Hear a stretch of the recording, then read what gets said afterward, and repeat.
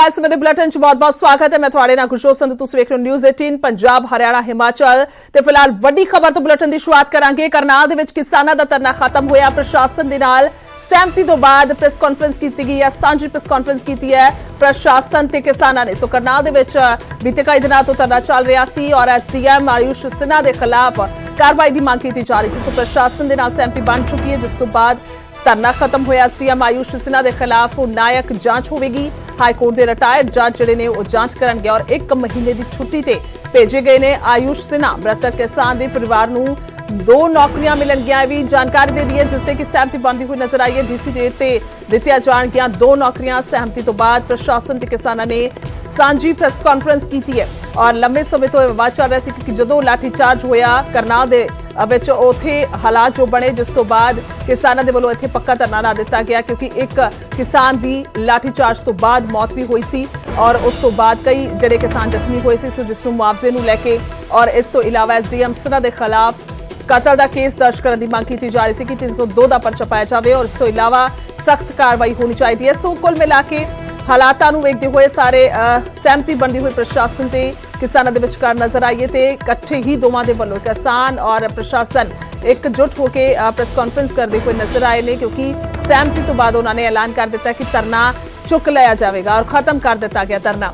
सो सहमति बनी है और हुण SDM आयुष सिन्हा जिहड़े ने 1 महीने छुट्टी ते रहणगे और इस विचकार न्यायिक जांच होगी ते नाल ही इस तो इलावा मृतक किसान के परिवार नूं 2 नौकरियां देण दा भी ऐलान कर दिता गया। 2 नौकरियां मिलणगियां और DC रेट ते ये नौकरियां दित्तियां जाणगियां। सो सहमति बन चुके दसदे है कि न्यूज़ 18 की खबर ते मोड़ लगी है क्योंकि पहला ही दर्शकों तक जानकारी पहुंचा दी गई सी कि इस तरह के नाल ये सारी सहमति जिहड़ी है बन सकती है। सो न्यूज़ 18 की खबर ते मोड़ लगती हुई नजर आई। सो SDM आयुष सिन्हा के खिलाफ न्यायिक जांच होगी हुण क्योंकि जिन्हां दी वीडियो वायरल हुई सी जो उस वेले लाठीचार्ज होया सी। सो उस वीडियो तो बाद किसानां दे विच गुस्सा वधिया, जिस तो बाद उन्होंने धरना तक लाया। तो धरना जिहड़ा है वो कई दिन चलिया, दिन रात उत्थे ही डटे रहे सी किसान, उत्थे ही पक्का मोर्चा ला दिता सी टेंट लगा के।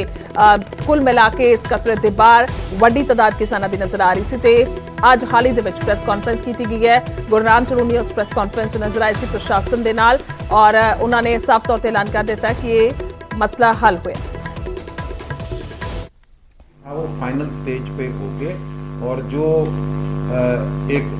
जो हमारी सहमति हुई है दोनों पक्षों में, सरकार की तरफ से कुछ नेताओं के बीच में, बहुत ही पॉजिटिव माहौल में, बहुत सौहार्दपूर्ण वातावरण में हुई है और हमारी आम सहमति से ये निर्णय जो हुए हैं उनकी मैं घोषणा आपके सामने कर रहा हूँ कि इस सारे प्रकरण में हरियाणा सरकार 28 अगस्त 2021 को बस्ताड़ा टोल पर हुए घटनाक्रम की न्यायिक जांच करवाएगी और यह जांच हाई कोर्ट के रिटायर्ड जज से करवाई जाएगी एवं जांच यथासंभव 1 माह में पूर्ण होगी। और पूर्व SDM श्री आयुष सिन्हा जी इस दौरान छुट्टी पर रहेंगे और हरियाणा सरकार मृतक किसान सतीश काजल के 2 परिवारजनों को सरकार DC रेट पर सैंक्शनड पोस्ट पर नौकरी देगी यहीं पे करनाल डिस्ट्रिक्ट। तो ये मोटे तौर पे हमारा समझौता हुआ है और इस पर दोनों पक्षों की पूर्ण रूप से सहमति है। हल निकल गया है। उसमें जो 2-3 मांगे हमने रखी थी वो करीब सारी मानी जा चुकी हैं। जहाँ तक मृत परिवार की भरपाई का सवाल था वो हमने 1 नौकरी मांगी थी, लेकिन कल हमने उसके लिए 2 नौकरियां मांगी हैं। तो 2 नौकरियां सरकार ने मंजूर कर ली हैं, प्रशासन ने 2 नौकरियां उसकी रखी जाएंगी। और DC रेट 2 तरह का होता है, एक तो होता है सीधा रख लें उसको जब मर्जी निकाल दें और वो पक्का नहीं होता, एक होता है पोस्ट के इंगेस्ट रखी जाए, वो बाद में पक्के होने के उसके चांस होते हैं। तो दोनों नौकरियाँ पोस्ट के इंगेस्ट होंगी। और दूसरा जो है जो जाँच है वो हमारे वकीलों ने एक राय दी थी कि हम सीधी FIR की जो मांग कर रहे हैं वो हमारा कमज़ोर है। अगर उस पर सीधी FIR दर्ज होती है तो यहीं के प्रशासन ने उसकी इंक्वायरी करनी है, यहीं के थानेदार ने करनी है, तो वो उसकी इंक्वायरी अपने अधिकारियों के विरुद्ध करेगा नहीं, तो वो उसको कमज़ोर करेगा, उसको रद्द करेगा, उसको आने बहाने से उसको वो निपटाएगा। और अधिकारी जो है वो कोर्ट में भी जा सकते हैं, कोर्ट को क्वेश्चन कर सकते हैं। लेकिन अगर हाई कोर्ट का जज इंक्वायरी करके और फ्रेश FIR दर्ज करवाता है तो वो हमारा सबसे मजबूत रहेगा। ਤੇ ਧਰਨਾ ਖਤਮ ਹੋਇਆ ਤੇ ਧਰਨਾ ਖਤਮ ਹੋਣ ਤੇ ਕਿਸਾਨਾਂ ਦੇ ਨਾਲ ਗੱਲ ਕੀਤੀ ਹੈ ਸਾਡੇ ਸਹਿਯੋਗੀ ਹਿਮਾਂਸ਼ੂ ਨਾਰੰਗ ਨੇ।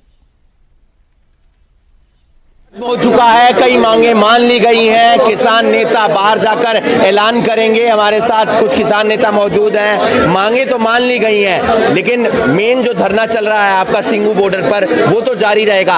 लेकिन क्या बीजेपी नेताओं का अभी भी विरोध करेंगे आप? बिल्कुल करेंगे। बीजेपी जेजेपी दोनों का विरोध करेंगे। कहीं पर भी आएंगे, काले झंडे दिखाएंगे और उनके मुर्दाबाद के नारे भी लगाएंगे। आप देख सकते हैं और किसान नेता भी हैं, क्या कुछ कहना चाहेंगे? देखिए जी, ये कॉमन मिनिमम प्रोग्राम हुआ था प्रेस कॉन्फ्रेंस में बात करने के लिए, और इसमें लिखा हुआ है, इसमें फर्क सिर्फ एक है, इसमें ये लिखा हुआ है अभी 1 महीने में जांच का समय और 1 महीने की एसडीएम छुट्टी। ये बात भी सहमति से हुई है भाई, अगर जांच में 6 महीने भी लगे तो छुट्टी भी 6 महीने, छुट्टी भी एसडीएम की 6 महीने ही रहेगी। जो करनाल के अंदर एक वीडियो वायरल हुआ था, उससे जुड़ा हुआ पूरा प्रकरण सामने निकल कर आया। 2 बड़ी बातें जो मान ली गई हैं वो ये कि रिटायर्ड जस्टिस पूरे मामले की जांच करेंगे और डीसी रेट पर 2 नौकरियां दी जाएंगी। लेकिन किसान नेताओं का कहना है कि इसी तरीके से बीजेपी और जेजेपी नेताओं का विरोध प्रदर्शन जारी रहेगा हरियाणा के अलग अलग जिलों में। न्यूज़ 18 के लिए करनाल से हिमांशु नारंग। ਸੋ ਉਧਰ ਗੱਲ ਕੀਤੀ ਜਾਵੇ ਤਾਂ 2022 ਦੀਆਂ ਚੋਣਾਂ ਤੱਕ ਸੁਮੇਧ ਸੈਣੀ ਨੂੰ ਵੱਡੀ ਰਾਹਤ ਮਿਲੀ ਹੈ। ਸੋ ਚੋਣਾਂ ਤੱਕ ਸਾਬਕਾ ਡੀਜੀਪੀ ਸੁਮੇਧ ਸੈਣੀ ਦੀ ਗ੍ਰਿਫਤਾਰੀ ਤੇ ਰੋਕ ਲਗਾ ਦਿੱਤੀ ਹੈ। ਕਹਿ ਸਕਦੇ ਹਾਂ ਕਿ ਸਭ ਤੋਂ ਵੱਡੀ ਰੋਕ ਲੱਗੀ ਹੈ। ਪੰਜਾਬ ਹਰਿਆਣਾ ਹਾਈ ਕੋਰਟ ਦੇ ਵੱਲੋਂ ਇਹ ਫੈਸਲਾ ਸੁਣਾਇਆ ਗਿਆ, ਨਵੇਂ ਜਾਂ ਪੁਰਾਣੇ ਕੇਸ ਦੇ ਵਿੱਚ गिरफ्तारी नहीं होगी। एक तो बाद एक मुकदमे के पिछे हो सकती है सियासत। हाई कोर्ट ने खदशे जताए ने, जिस तो बाद बड़ा फैसला सुनाया गया। सो बलवंत मुल्तानी केस नूं छड्ड के बाकी केसां दे विच राहत दे दित्ती गई है। बलवंत मुल्तानी केस की सुनवाई सुप्रीम कोर्ट दे विच, मटोर थाणे दे विच सैनी के खिलाफ यह मुल्तानी केस जिहड़ा है वह दर्ज है। सो कई मामलों के लगातार पेशियां भुगत रहे ने सुमेध सैनी उन्हां दी गल कीती जावे, और पिछले दिनी विजिलेंस के वल्लों 1 दिन के लिए गिरफ्तार भी किया गया सी। उस तो बाद जिहड़ी है जमानत मिल गई सी ते उस तो बाद ही इस पटिशन की सुनवाई हुई कि गिरफ्तारी जदों जांच दे विच सुमेध सैनी शामिल होना सी तो क्यों की गई, उस ते एतराज जताया गया सी, जिस तो बाद सुनवाई हुंदी गई। हालांकि पंजाब सरकार दे वल्लों भी अपने तौर पर एक पटिशन जिहड़ी पाई गई सी और विजिलेंस दे वल्लों जो गिरफ्तारी की गई उस बाबत। सो हुण एक वड्डा फैसला पंजाब हरियाणा हाई कोर्ट दे वल्लों सुना दिता गया। उन्होंने कहा कि 2022 दी चोणां तक जिहड़ी है वो गिरफ्तारी नहीं हो सकती। हालांकि जांच चल रही है, पेशियां भुगत रहे ने और लगातार जिहड़ी है कार्रवाई जिहड़ी हो रही है, कोर्ट की होवे या फिर जांच दे विच शामिल होना होवे, पर गिरफ्तारी नहीं हो सकती। गिरफ्तारी इस करके नहीं हो सकती क्योंकि सियासी मुद्दा जिहड़ा बन सकता है, इससे खदशा जताते हुए नजर आए ने। कोर्ट दे ऑर्डर कहते हैं considering it to be a case of exceptional circumstance and hardship being caused to the petitioner by the state of Punjab within bracket on political grounds, there will be clear stay for the rest of the petitioner in all cases।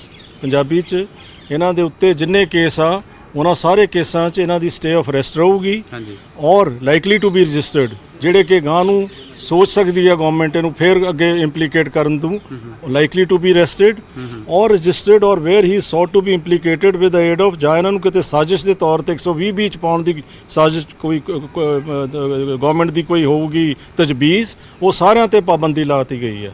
ਇਹ blanket order of protection ਦਿੱਤਾ ਗਿਆ ਵਿਚ is a rarest of the rare order in the history of judiciary. तो कुल मिला के की कुछ है सारा मामला, एक बार ग्राफिक के जरिए वेख लेने हैं कि आखिरकार किस तरह के नाल मामले की जांच चल रही है और अगे वास्ते Punjab and Haryana high court के वालों की कुछ हुक्म जिहड़े ने दिते गए ने। सो हाई कोर्ट ने सुनाई है पंचतंत्र की कहानी। एक सुमेध सैनी के केस की सुनवाई दौरान पंजाब हरियाणा हाई कोर्ट ने पंचतंत्र की कहानी सुनाई। कोर्ट ने कहा कि एक बांदर एक पिंड विच घुसपैठ कर दिंदा है, पिंड के सारे बुढ़े जवान उसनूं भजाउण की कोशिश करते हैं तो बांदर एक उच्चे दरख्त ते चढ़ जाता है। उसनूं पता ही नहीं हुंदा कि सारे उसके पिछे क्यों पए हुए हैं। इस दौरान पिंड का सरपंच उत्थे अपनी छड़ी लैके आ जाता है, भीड़ नूं वेखदा है ते घटना बारे पुछदा है। भीड़ चों एक व्यक्ति अगे आउंदा है ते कहंदा है कि मैं लंबड़दार हाँ, राजा ने मैनूं अपना नुमाइंदा नियुक्त कीता है ते इस बांदर नूं पिंड तो बाहर कड्ढण लई किहा। पुछदा है तुसीं बांदर नूं पिंड चों क्यों कड्ढना चाहुंदे हो? लंबड़दार जवाब दिंदा है मैं राजा दा नुमाइंदा हाँ, तेरा ये पुछण दा मतलब नहीं बनदा। पुछदा है कि तुसीं सारे एक पासे हो? सारी भीड़ कहंदी है सरपंच। फिर पुछदा है बांदर वाली साइड कौन है? तां उत्थे चुप पसर जांदी है। लंबड़दार कहंदा है कि तुसीं उम्मीद करदे हो कि बांदर वाल कोई होवेगा? सरपंच हसदा है, अपनी छड़ी उपर चुकदा है ते कहंदा है कि यह बेइंसाफी है, मैं बांदर वाल हाँ ते तुहानूं इस नूं भजाउण दी इजाजत नहीं देवांगा जदों तक तुसीं इस नूं भजाउण दा कोई टुकवा कारण नहीं दसदे। कहा है कि ये न्याय व्यवस्था है, न्याय तक पहुंचण दे लई सारिआं दा पक्ष सुनना ਜ਼ਰੂਰੀ ਹੈ। ਸੋ ਇਹ ਪੰਚਤੰਤਰ ਦੀ ਕਹਾਣੀ ਹਾਈ ਕੋਰਟ ਨੇ ਸੁਣਾਈ ਹੈ। ਕੁੱਲ ਮਿਲਾ ਕੇ ਇਸ ਕਹਾਣੀ ਤੋਂ ਸਭ ਸਮਝ ਹੀ ਗਏ ਹੋਣਗੇ ਬਾਖੂਬੀ ਕਿ ਆਖਿਰਕਾਰ ਕੋਰਟ ਕੀ ਕੁਝ ਕਹਿਣਾ ਚਾਹੁੰਦਾ ਹੈ। ਕੁੱਲ ਮਿਲਾ ਕੇ 2022 ਤੱਕ गिरफ्तारी ਤੇ ਜਿਹੜੀ ਹੈ ਉਹ ਇਹ ਤਰਕ ਦੇ ਕੇ रोक लगाई गई है। सो कुल मिला के कहानी जी है वो बांदर दे सुनाई गई है कि आखिरकार किस तरह के नाल की कुछ जिहड़ा है वो तत्थ कुल मिला के हाई कोर्ट अपने रखता हुआ नजर आया। सो सुमेश सैनी के केस की सुनवाई दौरान पंजाब हरियाणा हाई कोर्ट ने पंचतंत्र की कहानी सुनाई है। उन्होंने कहा कि एक बांदर एक पिंड दे विच घुसपैठ कर दिंदा है, पिंड दे सारे बुढ़े जवान उसनूं भजाउण दी कोशिश करदे ने तां बांदर एक उच्चे दरख्त ते चढ़ जांदा है। उसनूं पता ही नहीं हुंदा कि सारे उसदे पिछे क्यों पए होए ने। इस दौरान पिंड दा सरपंच उत्थे अपनी छड़ी लेके आउंदा है ते भीड़ नूं वेखदा है ते घटना बारे पुछदा है। भीड़ चों एक व्यक्ति अगे आउंदा है ते कहंदा है कि लंबड़दार हां, राजा ने मैनूं अपना नुमाइंदा नियुक्त कीता। सो ये सारी कहानी जिहड़ी है वो बांदर दे लई सुनाई है, बांदर दे जरिए हाई कोर्ट ने।